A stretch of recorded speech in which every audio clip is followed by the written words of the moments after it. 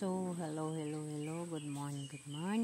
So, today, update tayo ng chart natin. So, pagising ko kaninang umaga, na bago ako mag-breakfast, check ko muna yung BP ko. So, normal yung BP ko, and then, isa lang yung nakadali sa akin yung allergy ko, yung immune system ko, yung allergy ko. So, may naliligo dulo kaya taguin na natin kasi baka papagalitan tayo. So,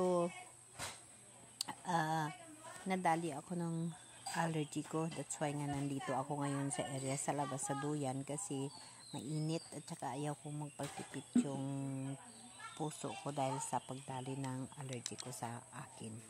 So, kumain kasi ako ng dinner.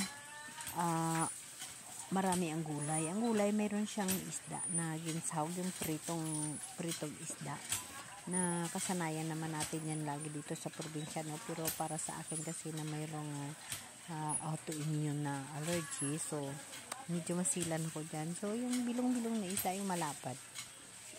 Isang buong prito yon na ginhalo doon sa gulay ng munggo na gisado. So, kinain ko yon.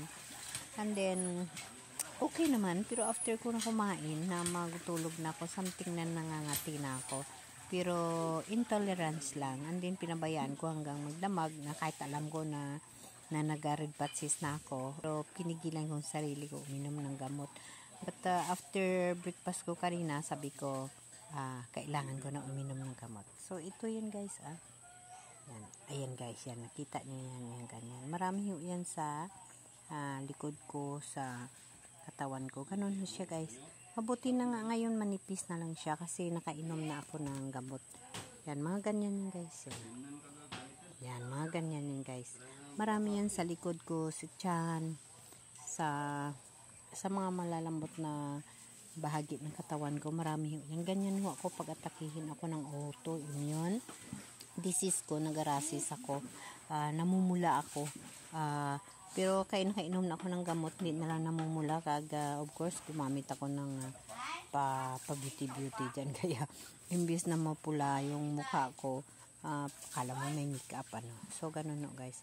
So, kung makita nyo pa yung labi ko sa talagang pag-atakihin ako ng autoimmune disease ko or allergy ko sa pagkain, ipopost ko yan guys. Mayroon na ako mga picture niya noong ako'y kasalukuyan na nasa doktor na emergency ako. Ganun ho yung nangyari sa akin, para makita nyo at malaman nyo na ay ganun pala yung itsura ng allergy sa pagkain na may autoimmune disease. Yung mga severe allergy, hindi basta allergy lang. Kasi pag allergy lang, saglit lang natin yung magkamot. Pero iba yung severe allergy o may autoimmune disorder. So, ganun no guys. So, konti na lang siya. Ayan. Malapit na siya. Ayan. Ayan. Nakikita nyo. Ayan.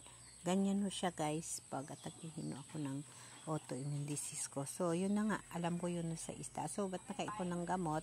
Hindi naka-breakfast na ako, hindi pahinga-inga na ako dito. Hindi ako nag-swimming therapy ngayon kasi ito nga, baka lalong mag-trigger ba siya kag mga ngati, kag magpaltipit ang puso ko. Yun ang iniiwasan ko. So, pag magpaltipit na yung puso natin, dyan na nagsisimula yung tataas yung blood pressure ko. That's why na dito lang muna ako sa Duyan. Ayan. Pahinga-inga ako dito sa Duyan. So, busog naman ako, naka-breakfast naman ako, kaya dito na lang muna ako hanggang mamaya sa pagligo ko. So, alas 8:30 pa lang naman, so maaga pa, no? So, mag-upload lang muna ako ng mga videos ko. Maraming salamat pala sa inyo guys sa panunood niyo sa mga short videos ko, no? Yun na nga, no? May nag-message sa akin na regarding sa mga tinatawag na yung faith natin, no, tayong mga tao, iba-iba man tayo ng reliyon, iba-iba man tayong temple na pinapasukan, ngunit iisa lang sa isip natin yung mag-praising God or magpasalamat sa Diyos. Kumbaga, iba-iba man ng mga lahi, iba-iba man ng mga simbahan, ngunit iisa lang naman ho yung patutunguhan ho natin. Okay?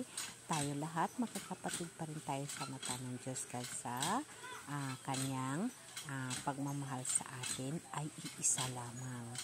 Okay? Kaya dapat natin laging tandaan na ang Diyos nasa puso natin, nasa puso ng bawat isa sa atin.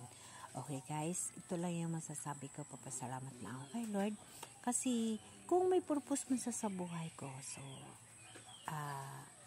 I accept it. Kung ano man yun, bahala na siya. Ako'y susunod lamang. At minsan iniisip ko kasi sa edad ko na 55, sabi nga nila bata pa, pero para sa mga anak ko matanda na ako. At saka siguro sabi ni Lord, bata ka pa, trabahante ka na, magpahinga ka na. So hindi ka magpapahinga hanggat kaya mo, ayaw mo magpahinga magtrabaho na magtrabaho ka. So bigyan kita ng sakit para magpahinga ka na, no? At least may panahon ka na sa akin. So ganun na nangyayari sa akin. Kaya yung sakit na nandito sa akin, pinapasalamatan ko pa rin ho yun. Kasi nakatulong na ako sa pag-share kung paano ko nilalabanan yung sakit ko na hindi naman ako nagagastusan. Para ma-check niya si Lord kasi pag siya yung mag-iikot-ikot sa puso at sa buhay natin, magic yun. Ganun ho guys, magic ho. Kaya dahil sa sakit ko, mayroon akong panahon sa kanya. May panahon ako sa sarili kong mag-enjoy kahit na mayroon akong sakit. Kasi ako guys, ready naman ako Kumbaga, kung kukunin ako ni Lord at dadalhin niya na ako sa totoong bahay ko, gusto ko sa pagising ko siyang kasama ko. Diba? Kasi, hindi na tayo babata pa, matanda na tayo. So, kumbaga, tanggapin na natin kung ano ang pagbuot ng mahal na Diyos. So, bahala na si Lord. Kahit pa sabihin ko, Lord, ganito, pag ginusto ni Lord, gusto ni Lord. Pero siyempre, alam ko naman na may purpose pa siya kasi ito, sa dami-dami kong naranasan, sa dami-dami sakit na nandyan ako, ito nakalinti pa rin ako nakaharap sa video. Okay guys, maraming salamat sa inyo. Lagi niyong tatandaan na ang sakit para sa akin ay isang kalaban. Mga reminders lang ho yun. Mga kumbaga, kinukuhit lang ni Lord yung mga sarili natin. Mga reminders lang yun. So, para sa akin, ang sakit ay isang kalaban. So, pag mayroon tayong kalaban, dapat mayroon tayong kakampi. Sa akin, mahal ni Diyos ang kakampi ko. Diba? Ngayon, kailangan mo magkaroon ka ng kasama.